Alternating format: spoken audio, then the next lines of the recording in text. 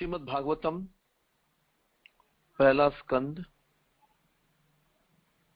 तीसरा अध्याय श्लोक क्रमांक 8 भगवान के तीसरे अवतार नारद मुनि की कथा का भाग 3। नारद मुनि की कथा में हमने देखा था कि नारद मुनि को छोड़कर वो भक्ति वेदांती आगे चले जाते हैं और उनके जाने के बाद में क्या होता है, वेद व्यास नारद मुनि से और प्रश्न करते हैं कि उनके जाने के बाद क्या हुआ। तो नारद मुनि बताते हैं कि उनके जाने के बाद नारद मुनि की माता को एक दिन सांप डस लेता है और वो इस संसार को त्याग देती है। तो नारद मुनि को ऐसा लगता है जैसे कि भगवान की उनके ऊपर विशेष कृपा हुई है। यस्याहम अनुगृणामि हरिष्ये तद धनम शनई। तो जो भगवान कृष्ण युधिष्ठिर महाराज को बताते हैं कि जिसके ऊपर मैं कृपा करता हूं अपनी विशेष कृपा, तो मैं उसका सब कुछ हरण कर लेता हूं, जैसे वो पूरी तरह से मुझे समर्पण कर सके। वो इस संसार की किसी भी चीज को किस पे डिपेंड ना हो, वो पूरी तरह भगवान के ऊपर निर्भर हो। तो नारद मुनि के साथ भी ऐसे ही होता है। अब वो पूरी तरह से भगवान के ऊपर निर्भर थे और फिर वो कई जंगलों से, कई शहरों गांवों से, अलग अलग पहाड़ों से होते हुए यात्रा करते हुए आगे बढ़ जाते हैं एक परिव्रजकाचार्य की तरह। परिव्रजकाचार्य वो होता है जो एक जगह पे रुकता नहीं, हमेशा विचरण करते रहते हैं, जीवों को भगवान का संदेश देते रहते हैं और भगवान के बारे में बताते रहते हैं। गृहस्थों की भौतिक आसक्ति को कम करते रहते हैं, भगवान में उनकी आसक्ति को पैदा करके। तो ये परिव्रजकाचार्य का काम होता है।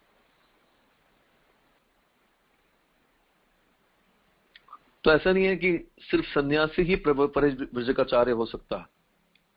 यहाँ पे तो नारद मुनि छोटे से बालक थे, लेकिन वो भी परिव्रजकाचार्य की तरह घूम रहे थे। अगर कोई गृहस्थ पूरी पृथ्वी में घूम घूम कर भगवान की कथाओं का प्रचार करते हैं, भगवान के संदेश को देते हैं, तो वो भी परिव्रजकाचार्य की तरह।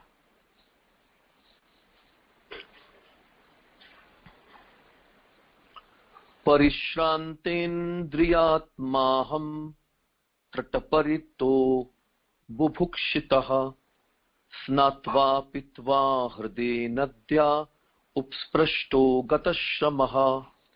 इस प्रकार विचरण करते हुए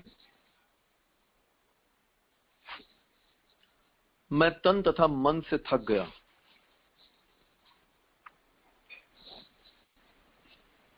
और प्यासा तथा भूखा भी था। अतः मैंने एक सरोवर में स्नान किया और जल भी पिया।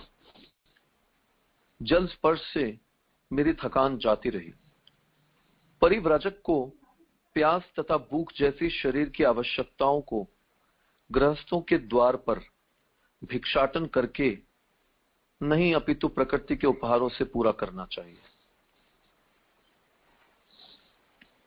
अतः परिव्राजक गृहस्थ के घर भिक्षाटन के लिए नहीं, अपितु उसे आध्यात्मिक आलोक प्रदान करने के लिए जाता है। तो जो परिव्राजक होते हैं उनका एक गुण क्या है कि वो लोगों से कुछ मांगते नहीं।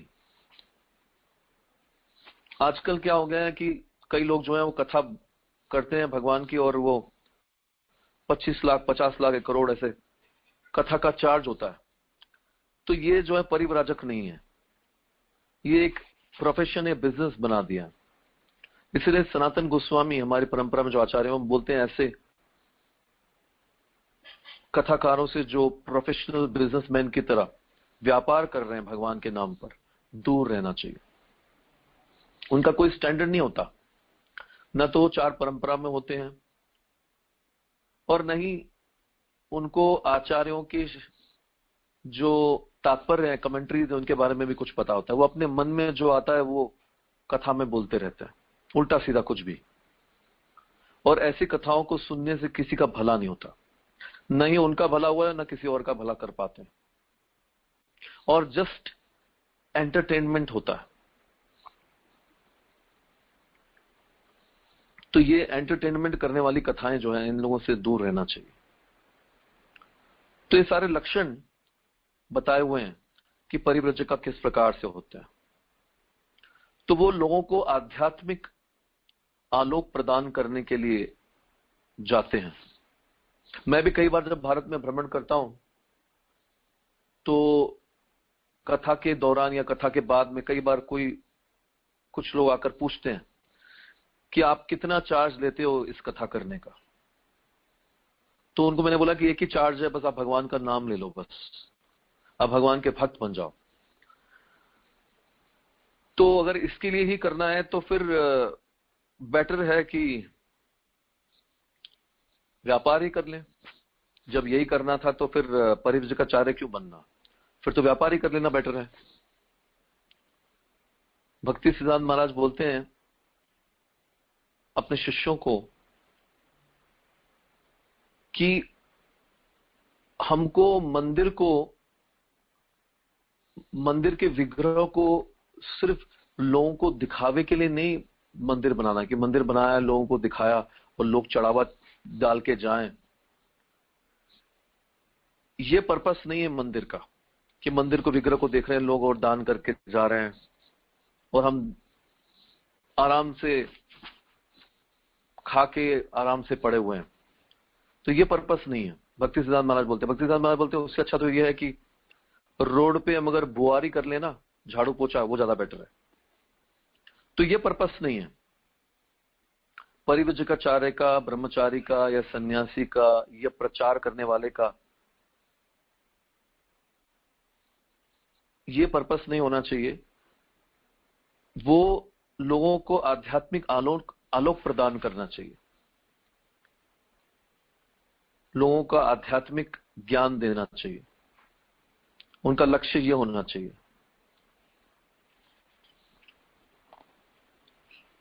उसके पश्चात उस वीरान जंगल में एक पीपल वृक्ष की छाया में बैठकर मैं अपनी बुद्धि से अपने अंतःकरण में स्थित परमात्मा का वैसे ही ध्यान करने लगा जिस प्रकार की मैंने मुक्त आत्माओं से सीखा था।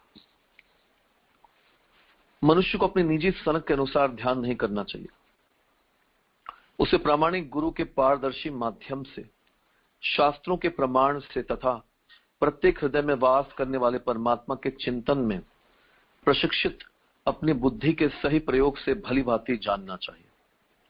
यह चेतना उन भक्तों में भली भांति विकसित होती है जो अपने गुरु के आदेशों के अनुसार भगवान की प्रेम में सेवा करते हैं। श्री नानक जी ने प्रामाणिक गुरुओं से संपर्क किया था, उनकी निष्ठापूर्वक सेवा की थी और उनसे समुचित आलोक प्राप्त किया था। इस प्रकार से वे ध्यान करने बैठ गए। तो ऐसा नहीं है कि कोई पंथ है जहां पर बोलते हैं कि जो पंथ की गुरु है, कोई माता जी है तो माता जी का जो बिंदी लगाती है वो बिंदी का ध्यान करो। मेरे को उनके शिष्यों ने बताया कि हमारे यहाँ तो माता जी की बिंदी का ध्यान करते हैं। तो मैंने बोला ऐसा कौन सा पंथ, ये कहाँ शास्त्रों में दिया है कि आपकी गुरु माता का बिंदी का ध्यान करो। कोई पंथ है जहां पर बोलते हैं कि भैंस का ध्यान करो, एक पंथ है जहां पर बोलते हैं कि बल्ब का ध्यान करो। तो ये कहाँ शास्त्रों में दिया है सब चीजें कि कोई भी पॉइंट ले लो और उसका ध्यान कर दो। तो ऐसे ऐसे मनगढ़ंत बातें जो हैं लोगों को बताई जाती है और लोग मूर्ख बनते जाते हैं कि कोई भी पॉइंट ले लो, किसी को भी भगवान मान लो और उसका ध्यान कर लो। तो ऐसा नहीं है। नारद मुनि जैसे भगवान के महान भक्त आचार्य से हमको सीखना चाहिए कि किसका ध्यान करना चाहिए। ये भागवत के पहले स्कंद के 6 अध्याय के 16वें श्लोक में यहां पर नारद मुनि बता रहे हैं, ध्यायतश्चरणाम्भोजं भाव निर्जित चेतसा औत्कंठया शुक्लाक्षस्य हृदयान सिन्मेशनैर्हरिः। जो ही मैं अपने मन को दिव्य प्रेम में लगाकर भगवान के चरण कमलों का ध्यान करने लगा कि मेरे नेत्रों से आंसू बहने लगे और भगवान श्री कृष्ण बिना विलंब किए मेरे हृदय कमल में प्रकट हो गए। तो भगवान कृष्ण का ध्यान करना चाहिए, भगवान के चरण कमलों का ध्यान करना चाहिए। यहां पर नारद मुनि बता रहे हैं, ध्यायतश्चरणाम भोजम। चरणाम भोजम का मतलब है कि भगवान के चरण कमलों का ध्यान करना चाहिए। ऐसे नहीं कि हम बल्ब का ध्यान कर रहे हैं, भैंस का ध्यान कर रहे हैं, बिंदी का ध्यान कर रहे हैं और कोई भी अपनी मन मर्जी से कुछ भी ध्यान कर रहे हैं। अपना स्पेकुलेशन नहीं करना चाहिए, इसलिए गुरु की आवश्यकता पड़ती है। इसलिए मैं देखता हूं कि कई बार हमारे इस्कॉन के भक्त क्या करते हैं कि भगवान के जो विग्रह हैं हमारे मंदिरों में, राधा श्याम सुंदर है वृंदावन में, मायापुर में राधा माधव है, तिरुपति में राधा गोविंद है, पूना में राधा वृंदावन चंद्र है, ऐसे अलग अलग भगवान के विग्रह हैं। ये सब प्राण प्रतिष्ठित विग्रह हैं। प्राण प्रतिष्ठित का मतलब है कि इसमें भगवान विराजमान है।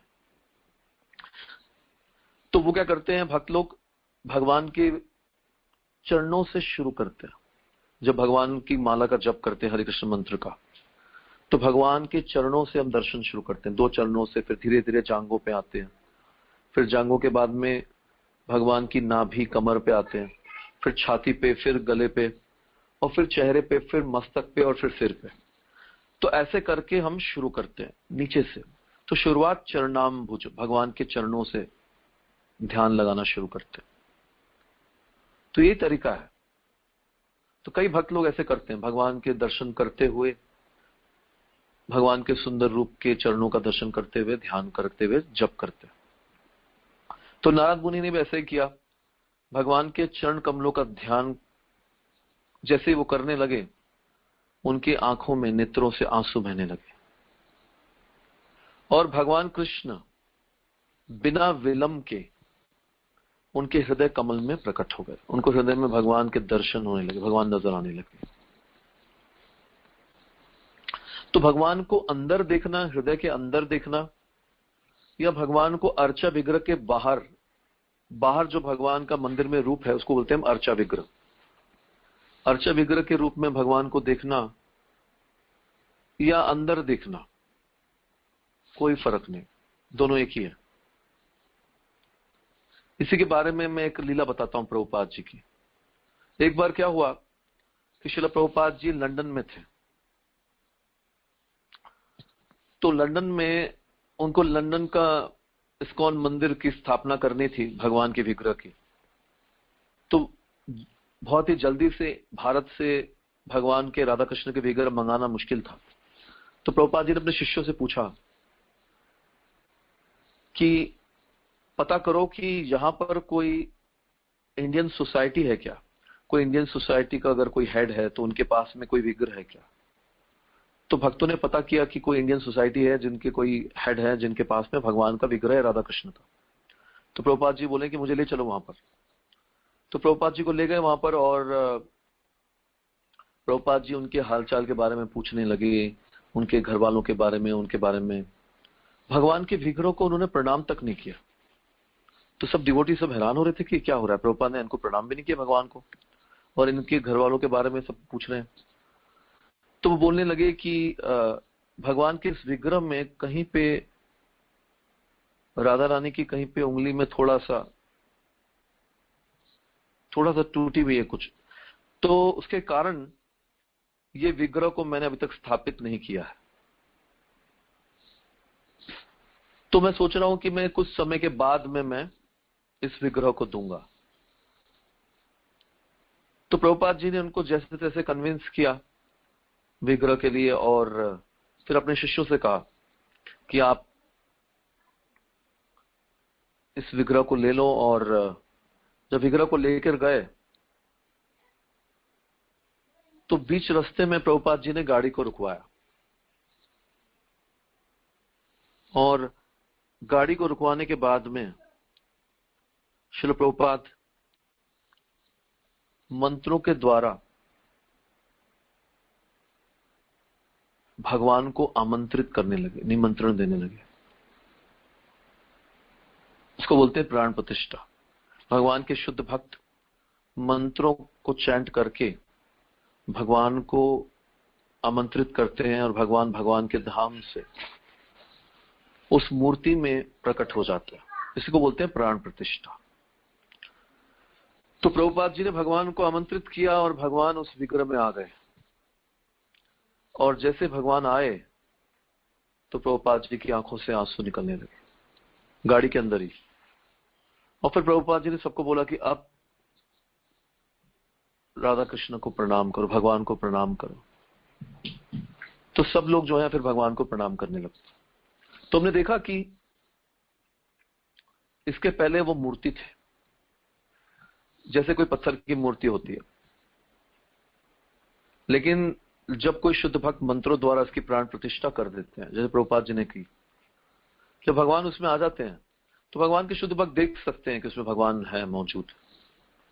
तो प्रभुपाद जी ने देखा कि भगवान आ चुके हैं, तो उसके बाद में फिर प्रभुपाद जी ने प्रणाम किया और सबसे प्रणाम करवाया। तो उसके पहले प्रभुपाद ने प्रणाम तक नहीं किया, क्योंकि वो तो एक मूर्ति थी, सिर्फ एक पत्थर था, भगवान उसमें आए नहीं थे। तो ऐसा नहीं है कि हम लोई बाजार से, वृंदावन से कोई भी मूर्ति खरीद लें, हम पूजा करने लगे। लोग क्या करते हैं, मूर्ति ले आते हैं, पूजा करने लगते हैं। तो ऐसे नहीं होता है, प्राण प्रतिष्ठा करनी पड़ती है, और प्राण प्रतिष्ठा करने के बाद फिर भगवान की सेवा करते हैं। तो भगवान उसमें मौजूद होते हैं प्राण प्रतिष्ठा करने के बाद। तो भगवान के उस विग्रह के दर्शन करना या अपने अंदर भगवान के हृदय में दर्शन करना, दोनों में कोई फर्क नहीं। वो अंदर प्रकट हो या मूर्ति के अंदर प्रकट हो, एक ही बात है, कोई फर्क नहीं पड़ता। यहां पर भाव शब्द महत्वपूर्ण है।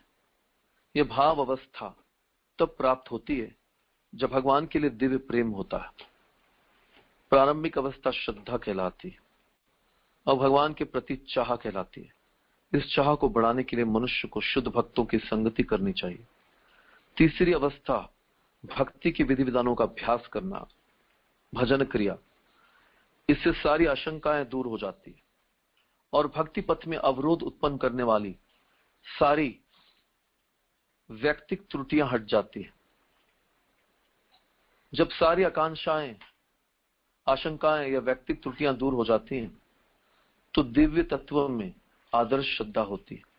तो इसको बोलते हैं अनर्थ निवृत्ति, उसके बाद में निष्ठा और उसके प्रति रुचि। फिर निष्ठा और रुचि अधिक अनुपात में बढ़ती है। इस अवस्था से आकर्षण उत्पन्न होता है, आसक्ति। तो उसके बाद में आसक्ति की स्टेज पे आ जाते हैं और उसके बाद भाव की अवस्था प्राप्त होती है, जो भगवान के प्रति अटल प्रेम की पूर्व अवस्था है। तो प्रेम के पहले की जो स्टेज है उसको भाव बोलते हैं। तो नारद मुनि के शरीर में ये भाव प्रकट हुए, उनकी आंखों से नेत्र से आंसू बहना। हम देखते हैं प्रभुपाद जी की आंखों से भी आंसू बहा जब भगवान आ गए, उस विग्रह में प्रवेश किया भगवान ने, तो प्रभुपाद की आंखों से भी आंसू बहने लगा। तो ये सारी अवस्थाएं दिव्य प्रेम के विकास की विभिन्न अवस्थाएं हैं। इस प्रकार दिव्य प्रेम से अभिभूत होने पर वियोग विरह की प्रबल अनुभूति होती है, जिससे 8 प्रकार की विभिन्न उर्मियों की उत्पत्ति होती है। भक्त के नेत्रों से अश्रुपात होना उसकी स्वाभाविक प्रतिक्रिया है। शरीर के बाल खड़े हो जाना, आंखों से आंसू निकलना, आवाज बदल जाना, गले का रंग बदल जाना, तो ये कई प्रकार की अष्ट सात्विक भाव प्रकट होते हैं। और चूंकि श्री नारद मुनि ने अपने पूर्व जन्म में घर छोड़ने के तुरंत बाद ही यह अवस्था प्राप्त कर ली थी, अतएव उनके लिए भगवान की उपस्थिति को देख पाना सरल था, जिसे उन्होंने बिना कोई भौतिक कल्मश वाली अपनी विकसित आध्यात्मिक इंद्रियों के द्वारा सहज ही अनुभव कर लिया।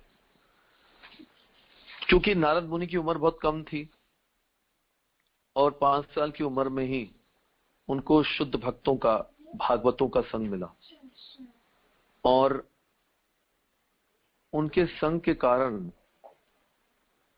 नारद मुनि जब भगवान के चरणों का ध्यान करने लगे तो उनकी आंखों से आंसू बहने लगे और फिर उन्हें भगवान के दर्शन प्राप्त हो गए। हे व्यासदेव, उस समय प्रसन्नता की अनुभूति होने के कारण मेरे शरीर का अंग प्रत्यंग पुलकित हो उठा। आनंद के सागर में निमग्न होने के कारण मैं अपने आप को और भगवान को भी न देख सका। तो बचपन में हमारा हृदय जो है बहुत सरल होता है, सिंप्लिसिटी, सरल हृदय को बोलते हैं सिंप्लिसिटी। सरलता ही वैष्णवता। बचपन में हमारा हृदय सरल होता है, सिंपल हार्टेड। दूसरा होता है क्रूकेड हार्टेड। तो ये क्रूकेड हार्टेड जो होते हैं, कापट्य, अंदर से कुछ बाहर से कुछ, जब हम बड़े हो जाते हैं तो हमारे हृदय में कपटता आ जाती है। हम दिखावा करते हैं कुछ और अंदर से कुछ होते हैं। तो ये कपटता के कारण हमारा हृदय जो है वो साफ नहीं रहता और इतनी आसानी से भगवान के दर्शन नहीं होंगे। ये अनर्थ जो है वो बहुत जमा हो जाते हैं। लेकिन नारद मुनि छोटे होने के कारण उनके हृदय में कपटता नहीं थी। सरलता होने के कारण और शुद्ध भक्तों का जूठन महाप्रसाद खाने के कारण उनका हृदय पूरी तरह से शुद्ध हो गया। और इसी कारण से नारद मुनि को भगवान के दर्शन कर सके और उनको आनंद की अनुभूति होने लगी। तो ये है असली आनंद, जो भगवान की भक्ति में जो आनंद मिलता है, उस आनंद की कोई भी संसार के आनंद से तुलना नहीं कर सकते।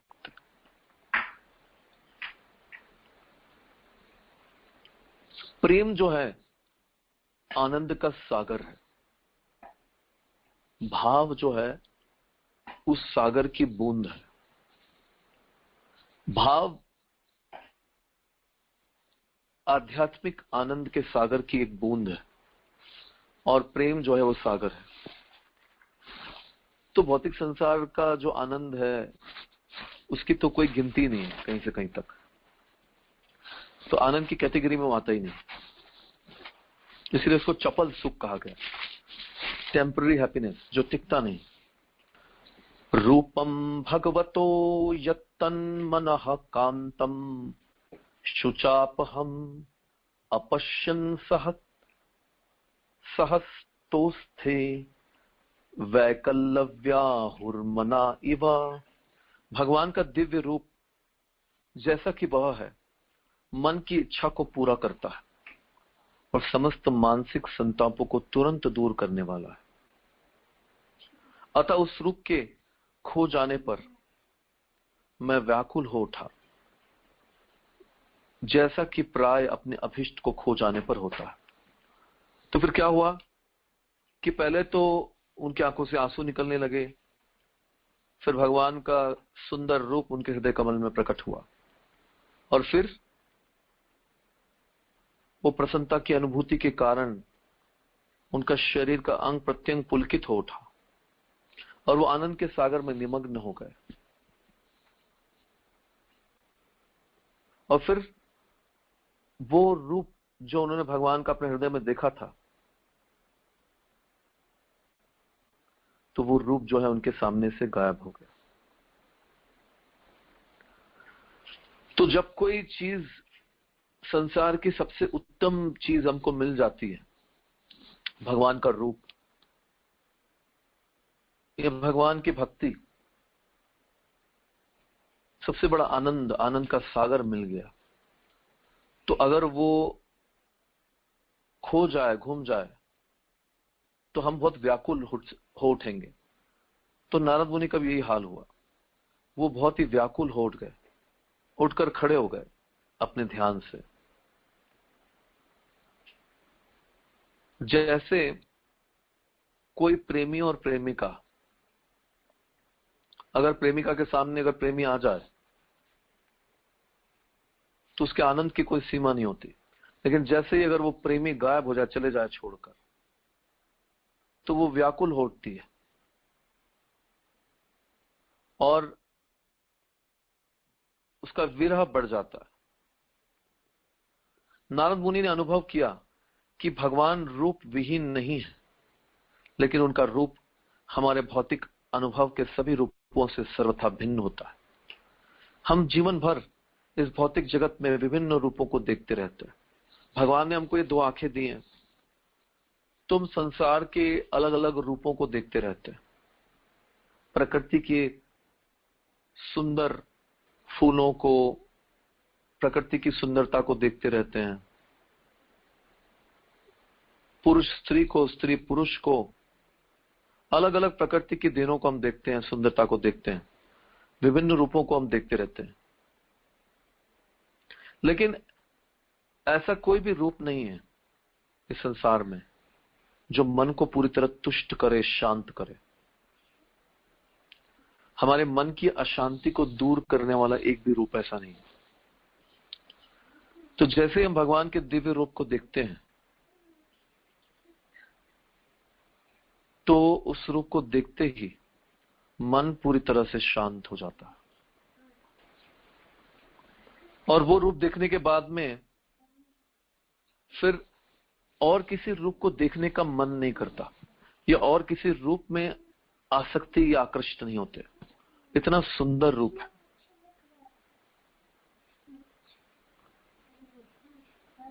भौतिक जगत का कोई भी रूप दृष्टा को तुष्ट नहीं कर सकता। देखने वाले को इस संसार का कोई भी रूप तुष्ट नहीं कर सकता भगवान के रूप के बिना।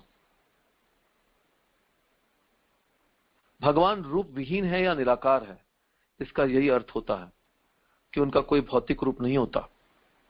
वे किसी भौतिक व्यक्तित्व के समान नहीं होते। तो कई लोग जो बोलते हैं ना, भगवान जो है वो निराकार है, भगवान जो है वो निर्गुण है, ये शब्द का प्रयोग किया जाता है। तो हमारे आचार्य बताते हैं, प्रभुपाद जी बताते हैं कि यहाँ पे निर्गुण का मतलब क्या है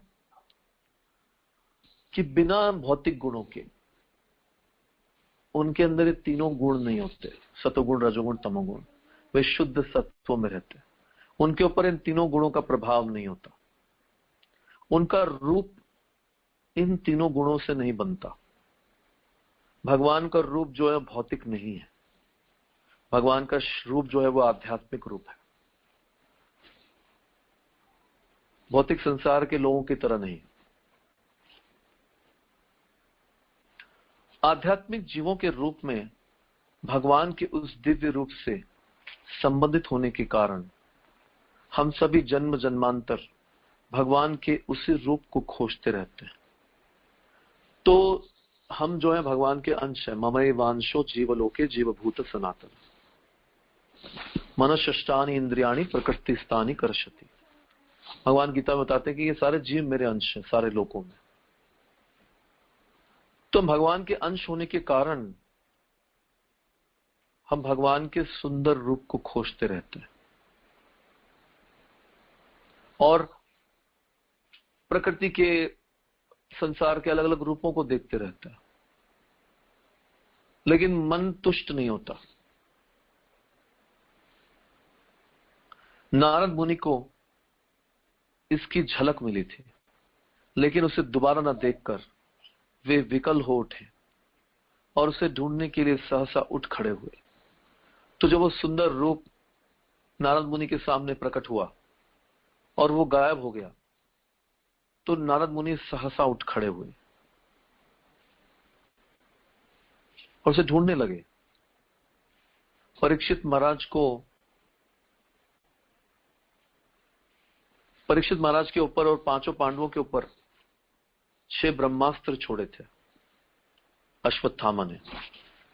तो भगवान ने अपने सुदर्शन चक्र से 5 ब्रह्मास्त्रों को निरस्त कर दिया और उत्तरा के गर्भ में जाकर परीक्षित महाराज को जो ब्रह्मास्त्र मारने आ रहा था उसको भी खत्म कर दिया।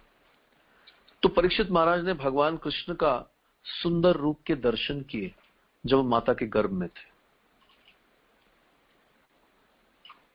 तो ऐसा सुंदर रूप अगर किसी बालक को मां के गर्भ में ही देखने को मिल जाए तो इससे बड़ा क्या भाग्य होगा। तब जो वो बाहर मां के गर्भ के बाहर आए, जन्म लिया, तो वो ढूंढने लगे भगवान के उस सुंदर रूप को और निरीक्षण करने लगे कि ये वो सुंदर रूप तो नहीं, ये तो नहीं, वो तो नहीं।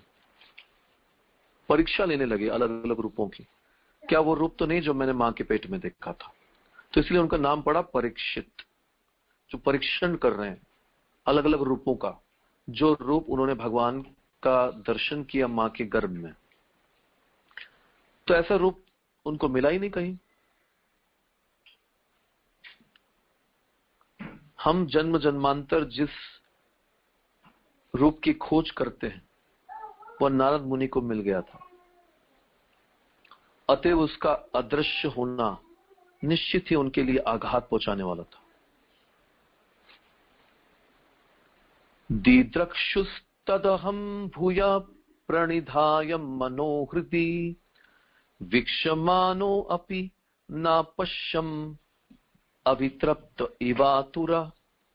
मैंने भगवान के उस दिव्य रूप को पुनः देखना चाहा, लेकिन अपने हृदय में एकाग्र होकर उस रूप का दर्शन करने के सारे प्रयासों के बावजूद मैं उन्हें फिर से न देख सका।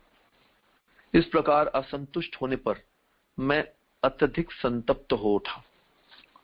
भगवान के रूप को देखने की कोई यांत्रिक विधि नहीं होती, यह पूर्ण रूप से भगवान की अहेतु की कृपा पर निर्भर करता है। हम भगवान से यह मांग नहीं कर सकते कि वे हमारी दृष्टि के समक्ष उपस्थित हो जाएं। ठीक वैसे ही जैसे कि सूर्य से हमें मांग नहीं कर सकते कि वह हमारी इच्छानुसार उदय हुआ करे। सूर्य स्वेच्छा से उदय होता है, उसी तरह से भगवान भी अपनी अहेतु की कृपावश ही उपस्थित होते।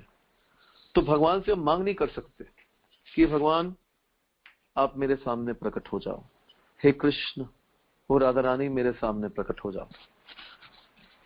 जैसे सूर्य अपने आप उपस्थित होता है, वैसे ही भगवान अपनी अहेतु की कृपावश किसी भक्त के सामने प्रकट और अप्रकट होते हैं। तो हम भगवान को मजबूर नहीं कर सकते, फोर्स नहीं कर सकते। We can not force.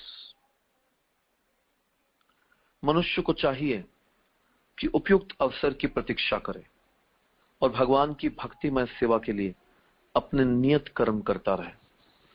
तो कलयुग में जीव जो है वो इतने नारद मुनि की तरह क्वालिफाइड नहीं है कि उनका हृदय पूरी तरह शुद्ध हो और वो भगवान के दर्शन कर सके।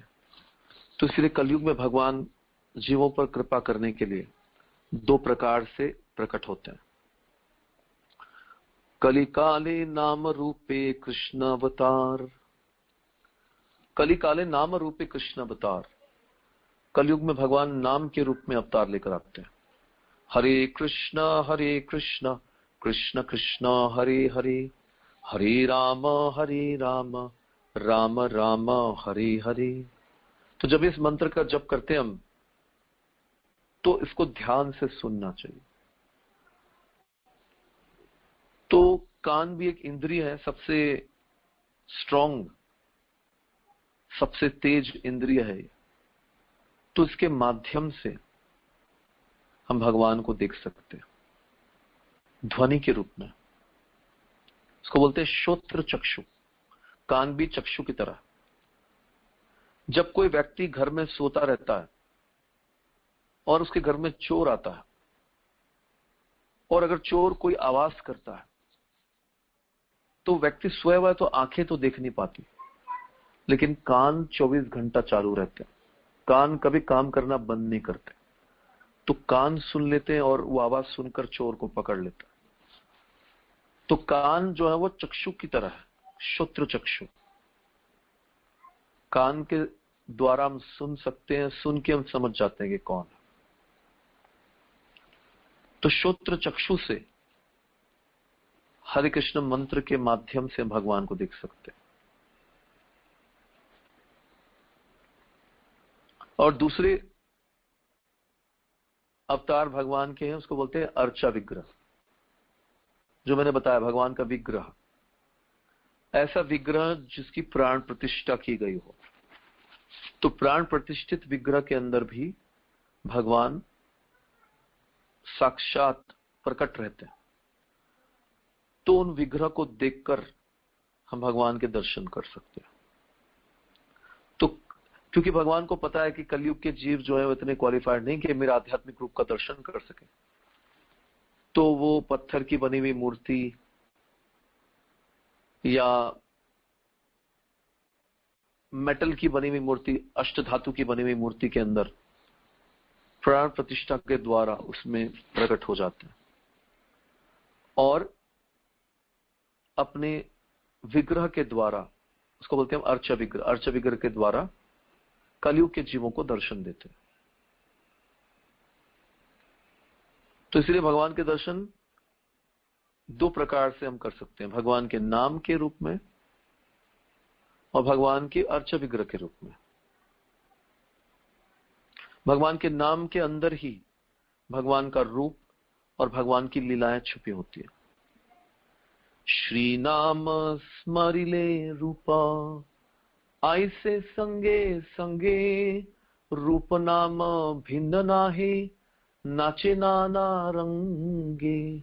श्री नाम, जब भगवान का शुद्ध नाम लेते हैं तो उसमें से नाम में से रूप प्रकट होता है और वो रूप फिर नाचने लगता है, भगवान की लीलाएं भी प्रकट होती है।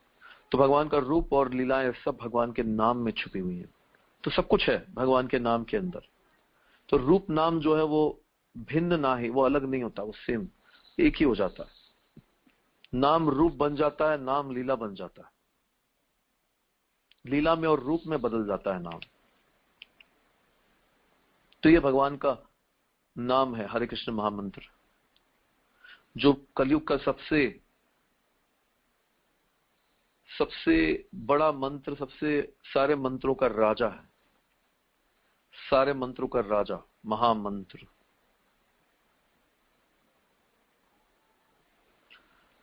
तो धीरे धीरे जब भगवान के विग्रह के दर्शन करते हैं, हम भगवान के विग्रहों की सेवा करते हैं, प्राण प्रतिष्ठित विग्रहों की, और भगवान के नाम का कीर्तन करते हैं, शुद्ध भक्त के मुंह से कीर्तन सुनते हैं। कीर्तन का मतलब सिर्फ नाम नहीं, भगवान की कथा भी कीर्तन है। जो हम कथा सुन रहे हैं ये भी कीर्तन है। भगवान के नाम गुण रूप लीलाओं की कीर्ति को गाना, इसको बोलते हैं कीर्तन। तो भगवान की गुण रूप लीलाओं की कीर्ति को हम गा रहे हैं, ये कथा, ये भी कीर्तन है। और भगवान के नाम को गाना, वो भी कीर्तन है। कथा के बिना नाम अधूरा है, नाम के बिना कथा अधूरी है। हम जो है वो राधा कृष्ण की पूजा करते हैं। कथा राधा रानी को रिप्रेजेंट करती है, नाम कृष्ण को रिप्रेजेंट करता है। तो सिर्फ कथा सुनेंगे तो राधा रानी, और सिर्फ नाम सुनेंगे तो कृष्ण।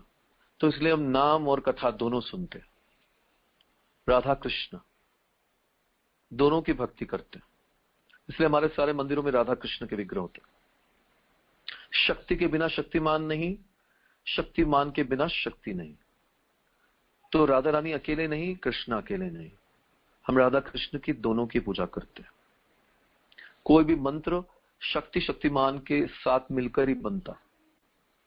मैंने बताया था थोड़े दिन पहले, न राधा रानी को अकेले में हम बोलते हैं, न ही कृष्ण को अकेले में बोलते हैं। तो मंत्र जो होता है वो राधा कृष्ण के नाम के साथ ही होता है। हरे कृष्ण, हरे राधा रानी और कृष्ण। तो धीरे धीरे क्या होगा, फिर हम क्वालिफाइड हो जाएंगे नारद मुनि की तरह, भगवान के इस महामंत्र का जप करते हुए, भगवान के विग्रहों के दर्शन करते हुए, भगवान के भक्तों की सेवा करते हुए नारद मुनि की तरह उनके महाप्रसाद को खाते हुए धीरे धीरे नारद मुनि की तरह हम भी शुद्ध हो जाएंगे। नारद मुनि ने सोचा कि वे भगवान को पुनः उसी यांत्रिक विधि से देख सकेंगे जिससे वे प्रथम प्रयास में सफल हुए थे, लेकिन अत्यंत प्रयत्न करने पर भी उनका दूसरा प्रयास सफल नहीं हो पाया। तो नारद मुनि ने कोशिश की कि मैं वापस ध्यान करूं चरणों का, ये वो करके जो उन्होंने पहले किया था, लेकिन वो सारी विधि जो है विफल हो गई। वो तो भगवान की कृपा थी जो भगवान ने उनको दर्शन दिए थे। भगवान जो है ना समस्त प्रकार के बंधनों से मुक्त है, कोई उनको बाध्य नहीं कर सकता। वे केवल अपने भक्तों के अनन्य भक्ति से बनते हैं, भक्तों के प्रेम से बनते हैं।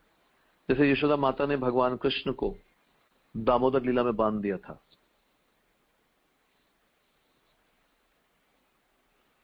प्रेम के कारण ही भगवान बनते हैं। प्रेम के कारण भगवान ने अर्जुन के रथ को हाँका।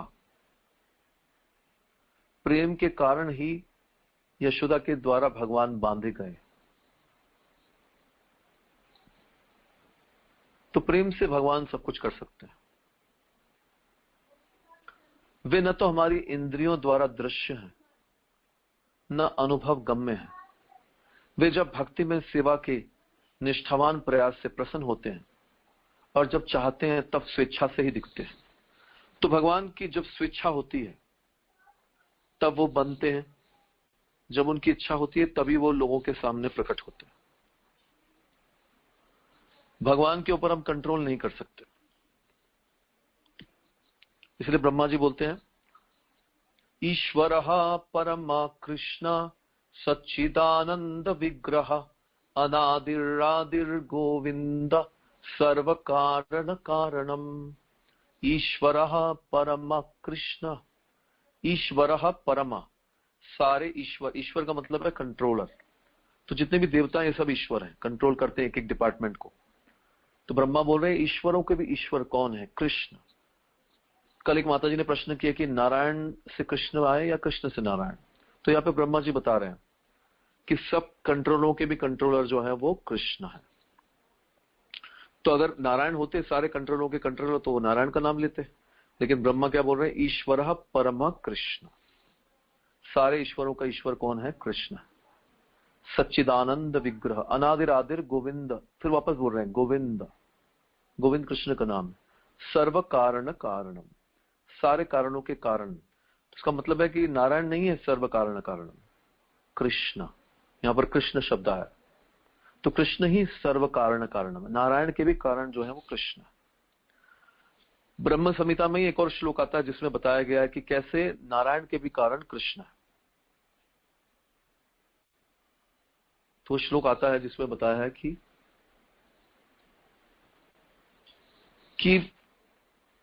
भगवान के एक विस्तार महाविष्णु, जिसकी एक श्वास मात्र से, वो एक श्वास के काल में ही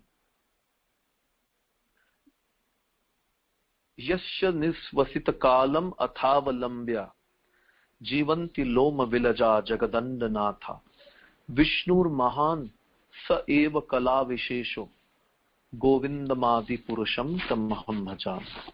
ब्रह्मा जी बोल रहे मैं उस गोविंद की पूजा करता हूं जिनकी एक श्वास के काल में, जिनके विस्तार महाविष्णु की एक श्वास के काल में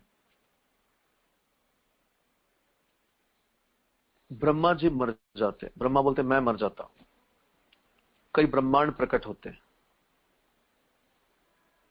और एक ब्रह्मा का जीवन खत्म हो जाता है उनकी एक श्वास में।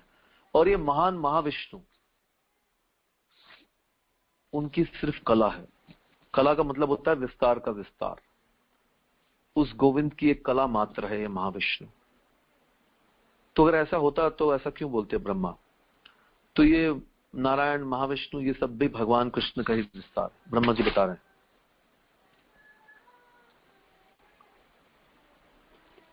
वह एकांत स्थान में मेरे प्रयासों को देखकर समस्त लौकिक वर्णन से परे भगवान ने मेरे शोक को दूर करने के लिए अत्यंत गंभीर तथा सुखद वाणी में मुझसे कहा। तो भगवान ने देखा कि नारद मुनि मुझे खोज रहे हैं और बहुत ही विह्वल हो रहे हैं। तो भगवान ने आकाशवाणी के माध्यम से नारद मुनि से बात की। भगवान ने कहा,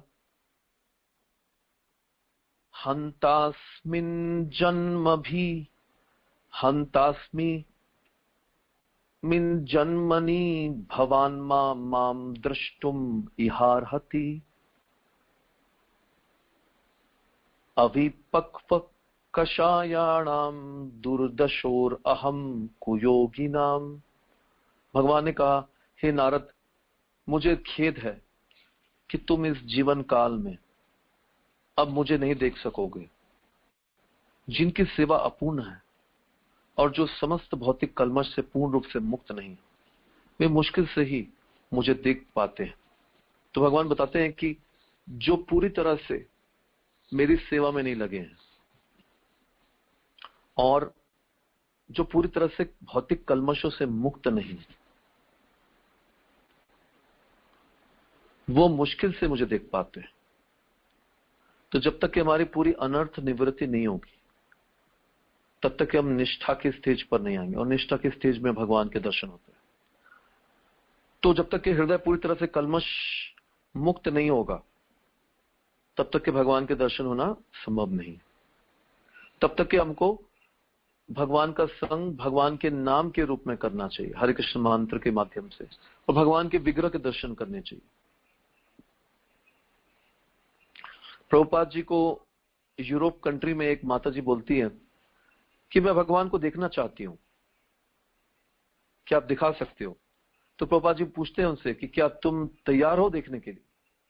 जब प्रभुपाद जी 2-3 बार पूछते हैं तो वो बोलती है, नहीं नहीं, मैं तैयार नहीं हूं। तो प्रभुपाद जी बताते हैं कि भगवान को देखने के लिए लायकात होनी चाहिए। ऐसा नहीं है कि आप किसी को चैलेंज कर रहे हो कि मैं भगवान को देखना चाहती हूं, क्या आपने भगवान को देखा है क्या? अगर आपने नहीं देखा है तो उसका मतलब नहीं है कि किसी और ने नहीं देखा है। संसार में आज भी ऐसे लोग हैं जो भगवान के महान शुद्ध भक्त हैं, जो भगवान के दर्शन करते हैं, भगवान से बातें करते हैं। श्री प्रभुपाद जी के शिष्य थे हमारी परंपरा में, हिज होलीनेस गौर गोविंद स्वामी। उनके विग्रह का नाम है राधा गोपाल जीव। तो ये गोपाल जीव का जो विग्रह था वो वृंदावन से उनका परिवार लेकर आया था। तो 300 साल से उड़ीसा से थे वो। एक गांव है भुवनेश्वर के 100 किलोमीटर दूर, उसका नाम है गडेगिरी। ये गडेगिरी गांव में ये परिवार रहता था। तो वहां पर 300 साल से इस गोपाल के विग्रह की सेवा होती थी, और इतने महान भक्त हुए इस परिवार में कि वो भगवान से बातें करते थे। तो गौर गोविंद महाराज भी बचपन से भगवान गोपाल से बात करते थे। तो ऐसे ऐसे भक्त हुए हैं जो बचपन से भगवान से बात करते हैं। तो हर व्यक्ति के लिए संभव नहीं। तो जब तक हम पूर्ण रूप से कल्मश मुक्त नहीं होंगे, वो कैसे होंगे? नष्ट प्रायेषु अभद्रेषु नित्यम भागवत सेवया। भक्तों का, शुद्ध भक्तों का संग करते रहेंगे, भगवान की कथाओं को सुनते रहेंगे, भगवान के शुद्ध भक्तों का महाप्रसाद खाते रहेंगे, भक्तों की सेवाएं करते रहेंगे, भगवान का नाम जप करते रहेंगे, और भगवान के अर्चा विग्रह, प्राण प्रतिष्ठित विग्रह के दर्शन करते रहेंगे, तो धीरे धीरे कल्मश से मुक्त हो जाएंगे। तो प्रभुपाद जी बता रहे हैं कि जो नव दीक्षित भक्त होते हैं, जिन्होंने अभी दीक्षा ली है, उनको भगवान की खोज करने के लिए जंगल जाने की जरूरत नहीं है। आप इस्कॉन के मंदिर में जाओगे तो आपको सब कुछ मिल जाएगा। प्रभुपाद जी बताते हैं कि ये इस्कॉन मंदिर जो है वो वैकुंठ लोक की तरह है। जो वैकुंठ में माहौल होता है ना, वही माहौल आपको इस्कॉन के मंदिरों में मिल जाएगा। क्यों? क्योंकि वहां पर भगवान की भक्ति हो रही है, भगवान की पूजा हो रही है, भगवान का कीर्तन हो रहा है, भगवान की कथा हो रही है, तो यही तो वैकुंठ में होता है। तो जो कुछ भी वैकुंठ में भगवान के धाम में होता है वही इस्कॉन के मंदिर में होता है, और कुछ चीज नहीं, कोई मटेरियल एक्टिविटी नहीं होती, सारी एक्टिविटीज वही होती है जो वैकुंठ में होती है। तो आपको जंगल में जाने की जरूरत नहीं है भगवान को देखने के लिए या भगवान को खोजने के लिए। अब इस्कॉन के मंदिर में जाएंगे तो आपको सब कुछ मिल जाएगा वहीं पर। वहां पर भगवान की कथा है, भक्तों का संग है, भगवान का कीर्तन है, भगवान का नाम है, भगवान के दर्शन है, भगवान का महाप्रसाद भी वही है, सब कुछ वही है। प्रभुपाद जी ने सारा अरेंजमेंट एक जगह पे कर दिया। जैसे प्रभुपाद एग्जांपल देते हैं कि कोई अगर अमेरिकन एम्बेसी में जाता है तो उसको अमेरिका के दर्शन हो जाते हैं, क्योंकि अमेरिकन एम्बेसी को अमेरिका की तरह बनाया जाता है, अमेरिका की चीजें होती है वहां पर सारी। तो आपको ऐसा महसूस होता है, ऐसा वातावरण होता है कि ये अमेरिका है, अमेरिकन एम्बेसी है जहां पर अमेरिका का जैसा माहौल है बना हुआ है। तो ऐसा माहौल बना हुआ रहता है। तो ये जो इस्कॉन मंदिर है ये वैकुंठ की स्पिरिचुअल एम्बेसी की तरह, वैकुंठ की एम्बेसी से प्रभुपाद ने बोला। तो आपको वो माहौल भगवान के धाम का वहां मिल जाएगा। हर मंदिर में हम देखते हैं कि बहुत अच्छे अच्छे चित्र बने हुए हैं, राधा कृष्ण की लीलाओं के ना इस्कॉन में चित्र बने हुए हैं। तो इन सारे चित्रों को प्रभुपाद के शिष्यों ने बनाया। तो जब शिष्य बनाते थे इन चित्रों को तो प्रभुपाद जी को दिखाते थे, तो प्रभुपाद जी कंफर्म करते थे देखकर कि भगवान के लीलाओं में, ये सब लीला में ऐसे भगवान दिखते हैं कि नहीं, क्योंकि भगवान के दर्शन करते हैं प्रभुपाद उनकी लीलाओं के। तो प्रभुपाद जी देखते थे कि एग्जैक्टली ऐसी लीला है, ऐसे भगवान दिखते हैं। तो सारे चित्रों को प्रभुपाद जी ने कंफर्म किया हुआ है कि ये एग्जैक्टली कृष्ण की लीला ऐसी हुई और ऐसा भगवान का चित्रण है उस लीला का। इसलिए प्रभुपाद बोलते हैं कि ये जो चित्र है ना इस्कॉन के, ये भगवान के धाम के स्पिरिचुअल वर्ल्ड के झरोखे हैं। झरोखे मतलब खिड़कियां हैं। इन खिड़कियों से आपको स्पिरिचुअल वर्ल्ड नजर आएगा, भगवान का आध्यात्मिक धाम गोलोक वृंदावन नजर आएगा। खिड़की में से देख सकते हो आप इन चित्रों को, आप देखोगे तो। इसलिए आप देखते हैं कि इस्कॉन के चित्रों को सब लोग यूज करते हैं, कई आध्यात्मिक संस्थाएं जो इस्कॉन के चित्रों को यूज कर रहे हैं। तो ऐसे चित्र तो कोई बना ही नहीं सकता। ये डायरेक्ट भगवान की लीलाओं का चित्रण है पूरा।